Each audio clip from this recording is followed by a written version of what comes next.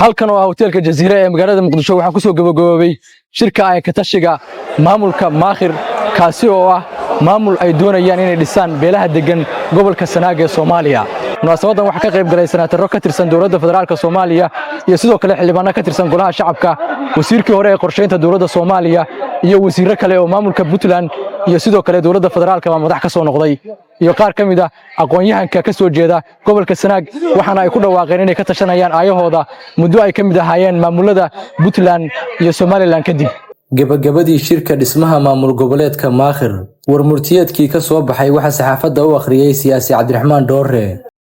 magaalada Muqdisho ee caasimadda dalka waxa ku soo gabagaboobay shirweyne u dhaxeeyay aqoon-yahanka iyo siyaasiyiinta reer Maakhir kuwaas oo ka kala yimi dalka gudihiisa iyo dibaddiisa. muddadii uu shirku u dhaxaysay 3 ilaa 5 August waxa si qoto dheer looga dooday arrimaha siyaasadda, dhaqan dhaqaale, amni, deegaan ee Maakhir. la fargur iyo aragtiis weydaarsi wax ku ool ah kadib waxa shirka ka soo baxay qodobadan hoos ku xusan. shirku wuxuu ka tacsiideynaya dhiigii shacabka Soomaaliyeed ee sida dulmiga ah ee khawaarijta ugu daadiyeen xeebta Liide magaalada Muqdisho. shirku wuxuu soo jeedinayaa dhismaha maamul rasmi ah oo ka hana qaada deegaanada Maakhir kaasoo hoos yimaada dowladda federaalka ee Soomaaliya. shirku wuxuu isku raacay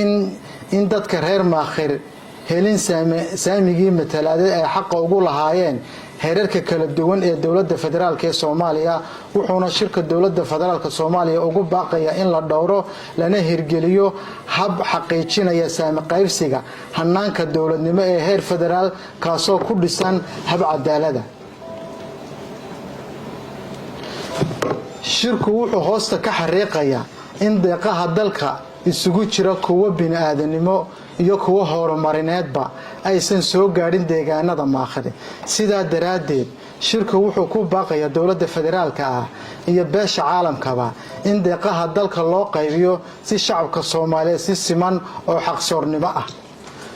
shirku wuxuu dhisay xubno guddi ah oo isugu jira qaybaha kala duwan ee bulshada reer Maakhir kaasoo yeelan doona waajibaad shaqo oo dhameystiran iyo qorshe hawleed fulineed.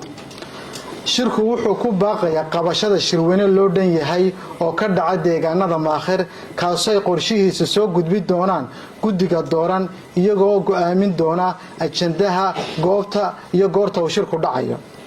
shirku wuxuu ka digayaa in la boobo khayraadka deegaanada Maakhir sida macdanta iyo kalluunka iyo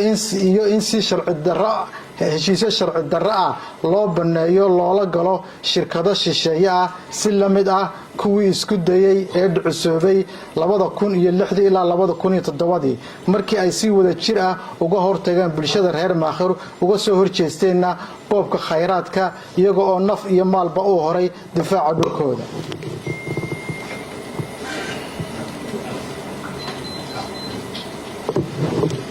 shirku wuxuu ugu baaqayaa bulshaweynta reer Maakhir in ay muujiyaan midnimo iyo wada jir meel looga soo wada jeestaan difaaca khayraadka deegaanadooda. shirku wuxuu ku baaqayaa in si buuxda loo istaago sidii khawaarijta arxan laawayaasha looga xoreyn lahaa deegaanada buuraleyda Calmadow iyo in laga hortago inay ku xididaystaan deegaanada buurahaas.